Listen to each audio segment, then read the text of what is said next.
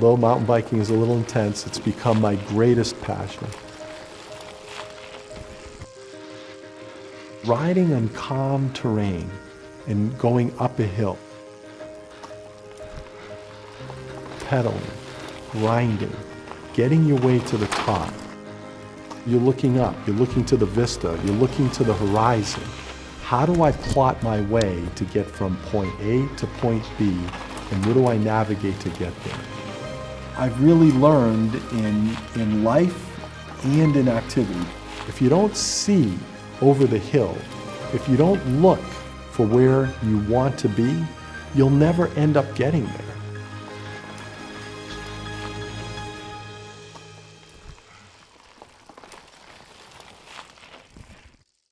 I think you can go through life and see the glass half full or half empty.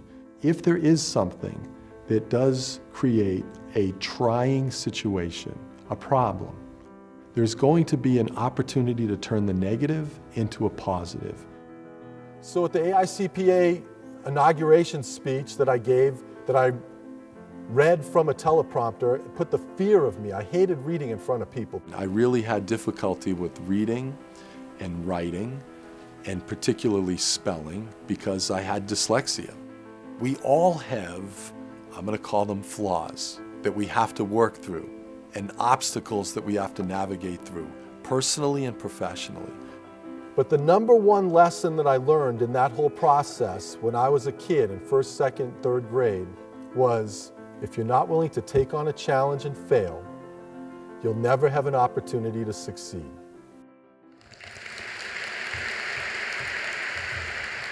I was so humbled by the experience to chair the board during the 125th anniversary.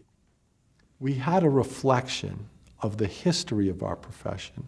We looked back at who we are, where we came from, what it meant to be a CPA throughout this entire 125-year period of time. Who am I? Let's go way back. I come from a long line of people who've done some pretty amazing things. You might not see us on the cover of Vanity Fair or Rolling Stone, but since 1913, we've been famous for making sure you paid only what is fair on your taxes. Yes, it is amazing. All of these things were done by accountants.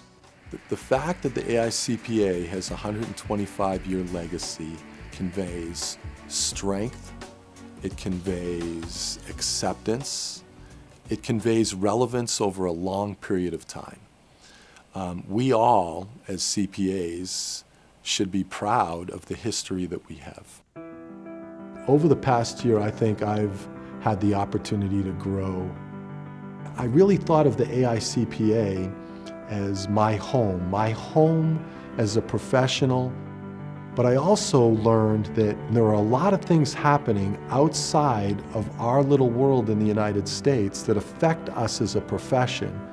And I think one of the things that we need to do is have a better understanding of all of the things that are happening in our world so that we can maintain our relevance beyond just our US borders. Approximately 50% of our membership comes from business and industry. We've been evaluating what we can do to enhance the value proposition to that significant component of our membership. The solution was, let's not build it from scratch. Let's take advantage of what exists with CGMA, the Chartered Institute of Management Accountants, a joint venture that will allow our members, CPAs in the United States, to become CGMAs, Chartered Global Management Accountants. I believe CGMA will quickly become part of our business vernacular, and I'm privileged to have shared this historic event here with you today. If we look at the complex business world that we live in, the state of the profession is going to benefit from the demand of the services and the excellence that we provide.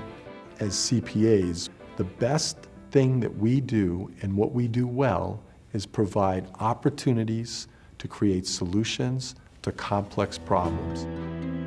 One of the things that was really important was that we got the word out on the U.S. government's financial statements. I was amazed to learn how few people, not just citizens, but policymakers, elected leaders, understood that the U.S. government produced annual financial statements and what was in those annual financial statements. And I thought it would be a great opportunity to share with elected leaders what's actually in the U.S. government's financial statements and really identify what's at stake. Because when you read the U.S. government financial statements, there is significant concern on the sustainability and the path of the future of our own country. We call on everyone to join together in a public dialogue to make this a national priority. We're at a tipping point. We need to do something about this now so that we can create awareness, create knowledge, and make a difference in creating a sustainable U.S. into the future. I truly believe if you want to have success, well-rounded success, you have to find an opportunity to give back what you're so fortunate to have received. There are so many people in my life that have helped me along the way. I learned a lot from my parents to be accepting and supportive. I went on through high school and then into college and became a CPA, majored in accounting. And my brother, 2 years younger than I, was a musician, and he was completely different than I was growing up. And he's become a very successful musician. My parents supported him and they supported me, and they helped us identify what we were good at and supported it. And I think that's an incredible life lesson.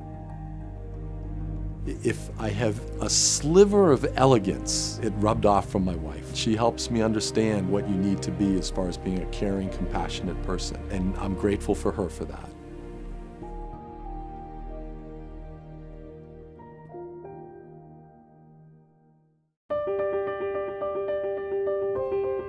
Finding the path that works for you is not always so easy, because life faces us with incredible challenges.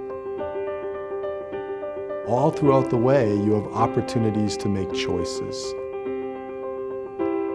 Take time to enjoy what you're doing. And the more time you spend doing things you enjoy and doing the things you do well, I think the more success you'll have.